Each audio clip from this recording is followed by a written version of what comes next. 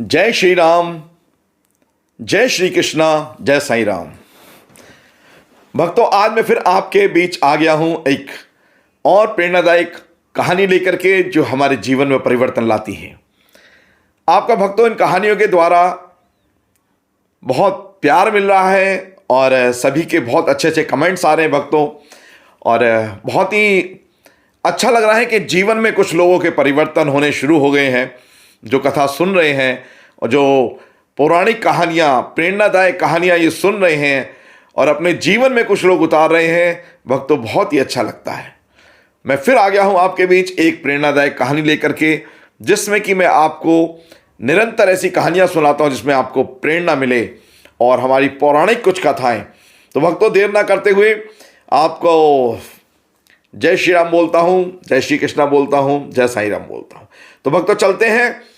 भक्तों, एक समय की बात है कि एक बहुत गरीब व्यक्ति था और वो मंदिर के बाहर एक कपड़ा बिछा करके कुछ पूजा का सामान बेचा करता था भक्तों। और भक्तों, अपनी दुकान लगाने से पहले वो भगवान के मंदिर में जाता, मंदिर की सुबह सुबह सफाई करता, झाड़ू लगाता और पोछा लगाता। साफ सफाई करने के बाद भक्तों वो फिर भगवान से हाथ जोड़ करके बोलता कि हे ठाकुर जी, मुझे धन दौलत और पैसा दे दो, धन दौलत और पैसा दो मुझे।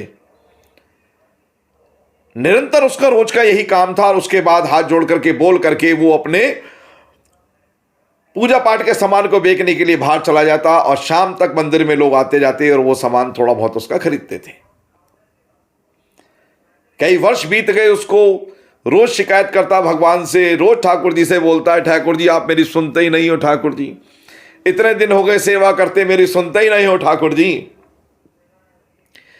एक दिन ठाकुर जी बाल रूप में आ गए और आके उसके पास बोले कि क्या तुम मेरे मंदिर की जो सफाई करते हो, जो यहां पर सेवा करते हो, और ये सेवा किस लिए करते हो?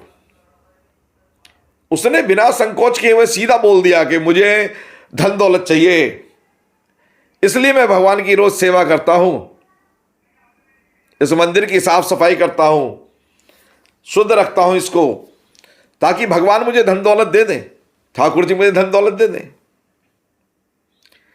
ठाकुर जी ने कहा अच्छा अच्छा अच्छा, ठीक है, करते रहो। वो ठाकुर जी को पहचान नहीं पाया। और भक्तों, उस समय ने ऐसा पलटा खाया कि मंदिर में अपार भीड़ आने लगी। उसके कपड़े पे बिछाए हुए सामान की जगह एक बड़ी दुकान हो गई और भी कई दुकानें उसने खरीद ली और उसका कारोबार बहुत बढ़ गया। उसने वहां काम करना छोड़ दिया भक्तों, और धीरे धीरे जो मंदिर में आके ठाकुर जी की सेवा करता था, जो ठाकुर जी के मंदिर में पोछा लगाता था, झाड़ू लगाता, साफ सफाई करता था, ठाकुर जी की सेवा किया करता था, वो सब बंद हो गया भक्तों। पैसा ही पैसा, पैसा ही पैसा, धन दौलत उसके पास हो गई भक्तों। काफी समय ऐसे ही चलता रहा, सालों बीत गए, बच्चों की शादियां हो गई। आखिरकार एक दिन वो फिर आ गया, मंदिर में आया तो उसके चेहरे पे कोई खुशी नहीं थी। उसके चेहरे पे दुखों के भाव थे, अशांत था, परेशान था, और हाथ जोड़ के ठाकुर जी के सामने खड़ा हो गया, झाड़ू पोछा उठाया और लगा सेवा करने। लेकिन उसका मन सेवा में भी नहीं लग रहा था। ठाकुर जी फिर प्रकट हो गए। ठाकुर जी ने बोला, क्या बात है, बहुत दिनों बाद? उसने बोला, जी हां, बहुत दिनों बाद।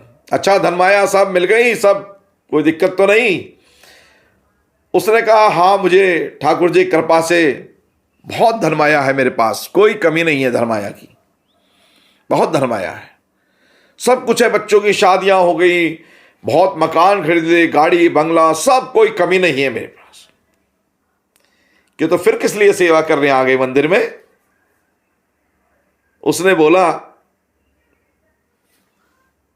मेरे के मन में शांति नहीं है, मेरा मन स्थिर नहीं है, मेरा मन परेशान है, मैं बहुत दुखी हूं। ठाकुर जी ने बोला अब तो सब कुछ है भाई, अब तो तेरे पास सब कुछ है, फिर किस लिए दुखी है, फिर किस लिए शांत है? जो तू चाहता था तेरे को सब कुछ मिल गया। कहता लेकिन मैं जब इतना खुश था, इतना प्रसन्न रहता था, लेकिन आज मैं सब कुछ होते हुए भी मेरे मन में शांति नहीं है, मेरे अंदर अशांति है और मैं बहुत परेशान अंदर से रहता हूं। तो पता क्या चाहता है? ठाकुर जी ने बोला बता क्या चाहता है? तो उसने बोला प्रभु मुझे शांति चाहिए, मुझे इतनी धनमाया है सब कुछ लेकिन शांति नहीं है, मुझे शांति चाहिए प्रभु। ठाकुर जी ने बोला ठीक है, वचन दे कि अब जो मैं सेवा करूंगा केवल शांति के लिए करूंगा, मन शांत रहे, मन प्रसन्न रहे, मन में उमंग रहे। उसने वचन दिया ठाकुर जी को कि हे प्रभु मैं अब जो सेवा करूंगा वो निस्वार्थ सेवा करूंगा और मेरे पास सब कुछ है अब, और मैं अब कमाई के लिए लालच में सब प्रपंचों से दूर रहना चाहता हूं। ठाकुर जी ने कहा तो ठीक है फिर लग जा सेवा में। वो सेवा में लग गया। कुछ दिन बाद धीरे धीरे उसको मन को शांति होने लगी और वो मंदिर में ही रहने लगा। ठाकुर जी ने उसके मन को शांत कर दिया और एक दिन फिर ठाकुर जी आए और बोला ठाकुर जी ने अब कैसा लगता है? वो बहुत प्रसन्न हुआ और कहा हे प्रभु मुझे आपकी कृपा के अलावा कुछ नहीं चाहिए, मैं सब कुछ छोड़ चुका हूं, मुझे अपनी शरण में रखो प्रभु। तो भक्तों एक बहुत छोटा सा संदेश है ये कि जो भी सेवा है उसका बदले में प्रभु से कुछ नहीं मांगना चाहिए। प्रभु बिना मांगे, उनको सब पता है, बिना मांगे वो सब कुछ दे देते हैं। त्रिकालदर्शी, तीनों लोकों के स्वामी, वो सब कुछ जानते हैं उनको क्या बताना है। उनसे कभी मांगनी है तो मन की शांति मांगिए, बाकी तो झोली भर देंगे वो। और सेवा हमेशा निस्वार्थ, जिसके पीछे कोई स्वार्थ नहीं, उसके बदले में कुछ नहीं मांगना है भगवान से, उसके बदले में ठाकुर जी से कुछ नहीं मांगना है।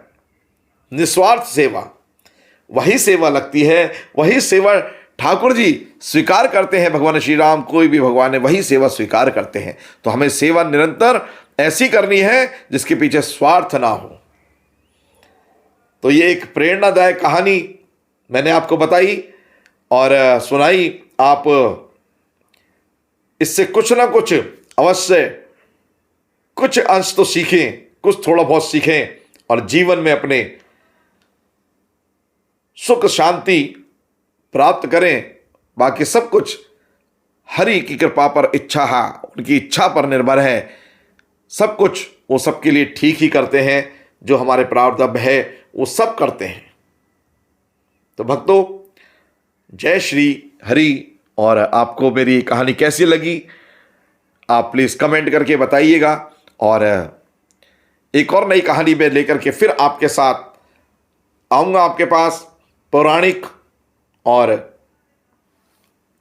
हमारी जितनी पौराणिक कहानियाँ हैं, संदेश कहानियाँ हैं हमारी, जिसमें कुछ ना कुछ संदेश मिलता है, वो लेकर के फिर मैं आपके पास आऊँगा।